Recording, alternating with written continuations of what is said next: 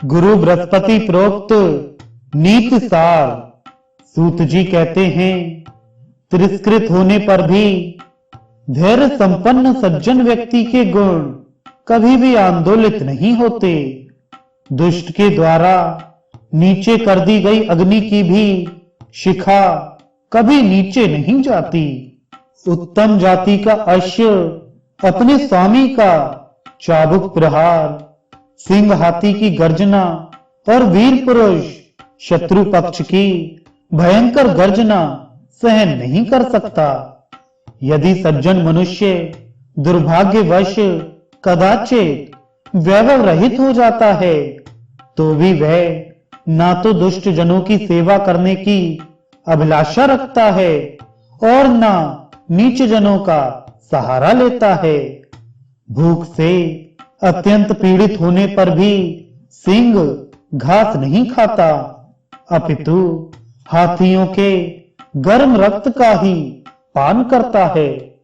जिस मित्र में एक बार भी दुष्ट भाव परिलक्षित हो जाता है और पुनः उसी से मैत्री संबंध स्थापित करने की जो इच्छा करता है, वह मानो खच्चरी के द्वारा धारण किए गए गर्भ के सदृश मृत्यु को ही प्राप्त करने की अभिलाषा रखता है। शत्रु की मृदुभाषी संतानों की उपेक्षा करना बुद्धिमान जनों के लिए उचित नहीं है। अर्थात प्रिय बोलने वाले शत्रु पुत्रों से भी सावधान रहना चाहिए, क्योंकि समय आने पर वे ही असह्य दुख प्रदाता एवं विषपात्र के समान भयंकर विपत्ति उत्पन्न करने वाले हो जाते हैं। उपकार के द्वारा वशीभूत हुए शत्रु से अन्य शत्रु को समूल उखाड़ फेंकना चाहिए, क्योंकि पैर में गड़े हुए कांटे को मनुष्य हाथ में लिए हुए कांटे से ही निकालता है। सज्जन व्यक्ति को अपकार परायण मनुष्य के नाश की चिंता कभी नहीं करनी चाहिए, क्योंकि वह नदी के तट पर अवस्थित वृक्षों की भांति स्वयं ही नष्ट हो जाता है।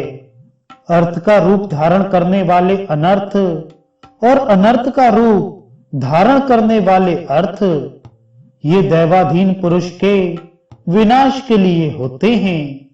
कभी कभी कार्य काल के भेद से निष्पाप बुद्धि उत्पन्न हो जाती है, क्योंकि दैव के अनुकूल रहने पर पुरुष का सर्वत्र कल्याण ही होता है। धनार्जन करते समय, किसी भी प्रकार का प्रयोग करते समय, अपने कार्य को सिद्ध करते समय, भोजन के समय और सांसारिक व्यवहार के समय मनुष्य को लज्जा का परित्याग कर देना चाहिए। जिस देश, प्रांत, नगर एवं ग्राम में धनवान, क्षत्रिय, राजा, नदी तथा वैद्य ये पांच नहीं रहते हैं, वहां बुद्धिमान व्यक्ति का रहना उचित नहीं है।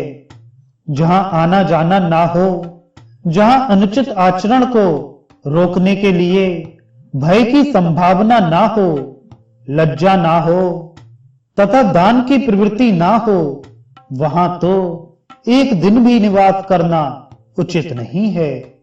जिस देश प्रांत आदि में दैवज्ञ, वेदज्ञ, राजा, नदी एवं सज्जन व्यक्ति इन पांच का निवास नहीं है, वहां पर निवास नहीं करना चाहिए।